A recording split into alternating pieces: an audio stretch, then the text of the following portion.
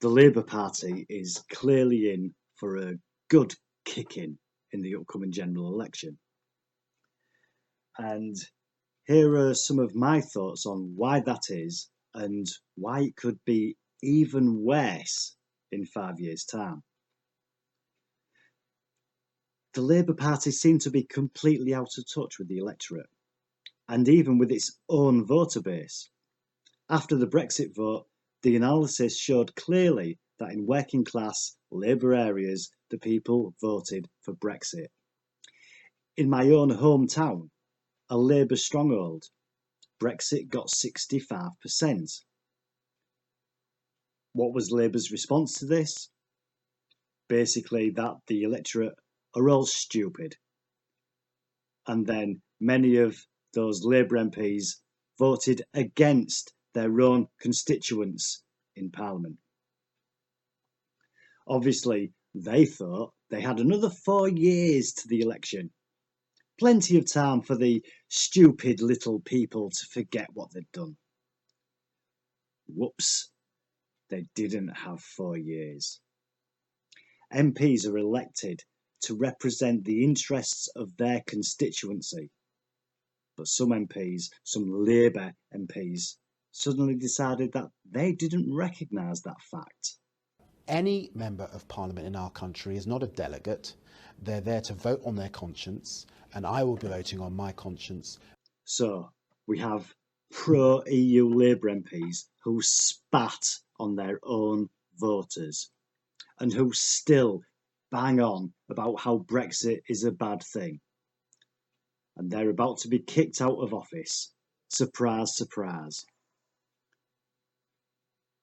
Now, well, we've had the Labour Party announcing ridiculous policies.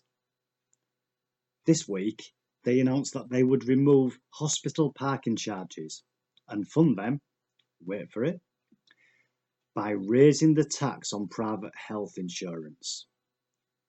What? Do they have any idea how many middle-class people have health insurance?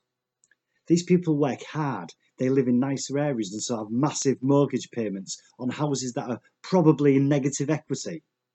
They have ridiculously high council tax bills, and even though money may be a little tight, they take out private health insurance because they know the NHS is collapsing and these people care about their families.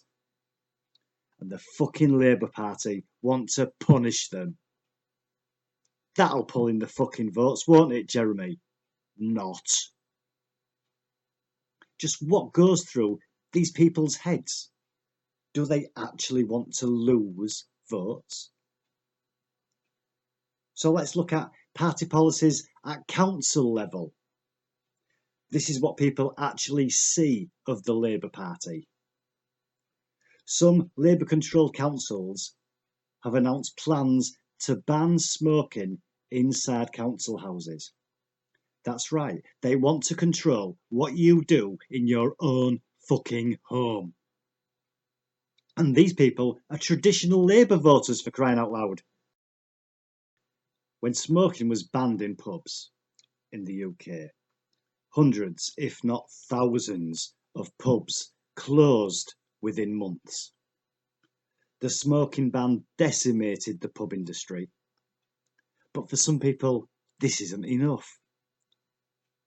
Haringey's Labour-controlled council are proposing to ban smoking even outside pubs. No smoking in beer gardens, no smoking at the tables outside the pub. That's right, Labour. Good idea. Let's destroy even more businesses, you fuckwits. So with these policies, the Labour Party intend to screw over the working class and the middle class. And just who do they think is going to be left to vote for them? The Labour Party are going to get their asses kicked in this election. Let's actually break it down and look at the electorate. First, we have the lower class. These people wanted Brexit. They are against immigration. They see the effects of Muslim immigration in their schools, their shops and their streets, and they want it stopped. Labour will do nothing. It openly supports the EU, it supports free movement and is pro-Islam. So that's the lower class vote screwed. So then we get the working class. Again, mainly Brexit supporters. Again, anti-immigration. They want somebody to stand up to the EU. Labour offer nothing to these people. They would sell this country down the fucking river if they were the ones negotiating with the EU. So that's the working class vote screwed. So let's move on to the middle class. Now this group is split. Half are pro-EU, left-supporting liberals. And the other half either supported Brexit or recognised the result of the referendum and now want a strong negotiation. Labour would sell out the second group and punish the first group for daring to have private health insurance. I mean, how dare they? So that's the majority of the middle class vote screwed. That just leaves the upper class vote, which is Tory by default. So it's all over for Labour already. But wait, because I think it will get even worse. After this humiliating defeat, those EU supporting Labour MPs will refuse to acknowledge their own responsibility and the fact that they are completely out of touch with the electorate. And they will put all the blame onto Jeremy Corbyn. Then they will put one of their own in his place. In the meantime, Theresa May will take Britain out of the EU. She will either have a good deal, success, or it will be a hard Brexit, but she will be seen to be standing up to the EU and telling them what to do with themselves. Success. Either way, she will be a hero. And if in the remainder of the term she can make this a success for Britain, trade deals with the US, Australia, India, China, etc., then she will be an even bigger hero.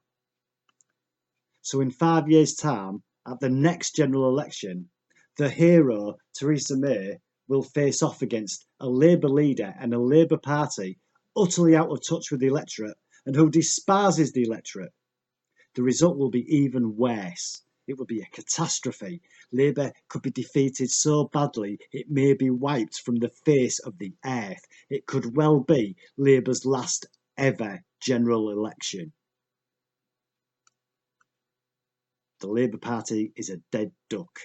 At parliamentary level, it is full of elitist, EU-supporting fuckwits who despise the voters.